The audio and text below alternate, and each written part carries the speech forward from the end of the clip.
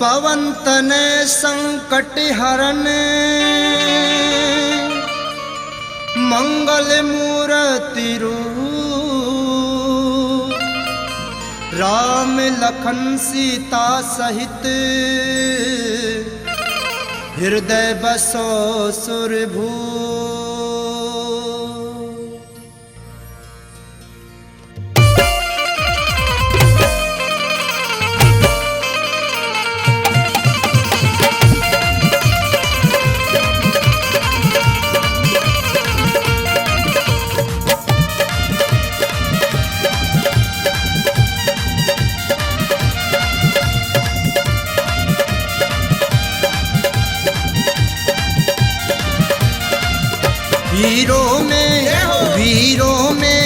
वीरों में वीर बहुत देखे पर वीर शिरोमणि कोई नहीं। वीरों में वीर बहुत देखे पर वीर शिरोमणि कोई नहीं। भक्तों में भक्त बहुत देखे पर भक्त शिरोमणि कोई नहीं। भक्तों में भक्त बहुत देखे पर भक्त शिरोमणि कोई नहीं।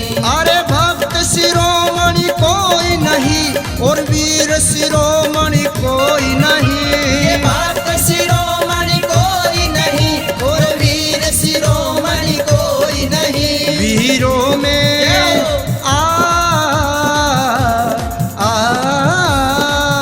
वीरों में वीर बहुत देखे पर वीर शिरोमणि कोई नहीं। वीरों में वीर बहुत देखे पर वीर शिरोमणि कोई नहीं।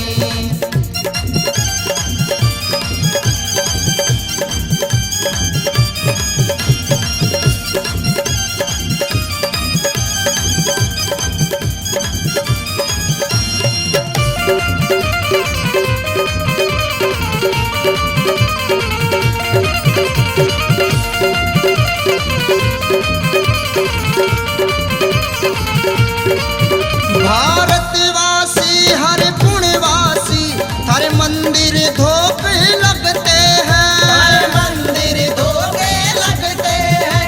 हर मंदिर धोखे लगते हैं। भारतवासी हर पुण्यवासी हर मंदिर धोप लगते हैं। हर मंदिर धोखे लगते हैं। हर मंदिर धोखे लगते हैं। हर मंगल और शनिवार के दिन श्रद्धा से भोग लगते हैं। श्रद्धा से भोग लगते हैं। श्रद्धा से भोग लगते हैं।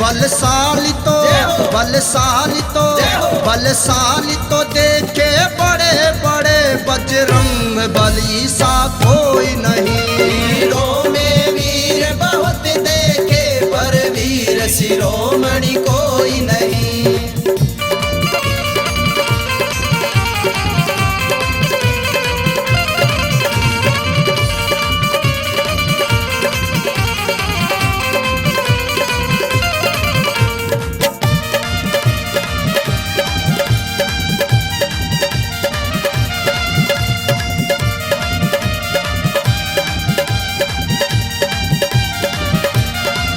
सालासर और मेहंदीपुर में हर चमत्कार की ज्योति है। हर चमत्कार की ज्योति है। हर चमत्कार की ज्योति है। सालासर और मेहंदीपुर में हर चमत्कार की ज्योति है। हर चमत्कार की ज्योति है। हर चमत्कार की ज्योति है। आजकल युग में और हर घर में हर भारी पूजा होती है।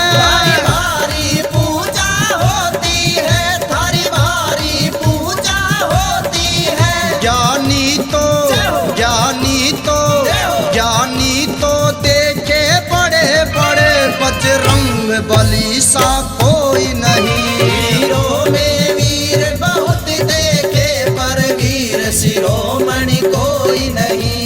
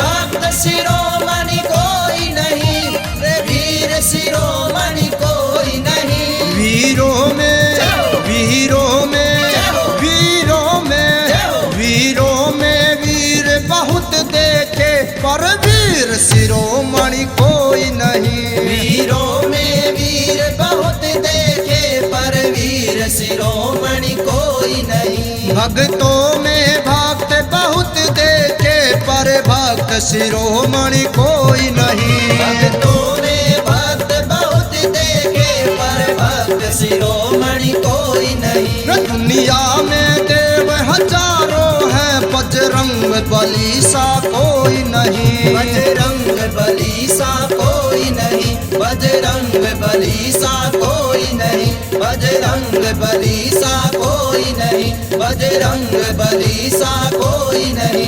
बजरंग बली सा कोई नहीं। बजरंग बली सा कोई नहीं। बजरंग बली सा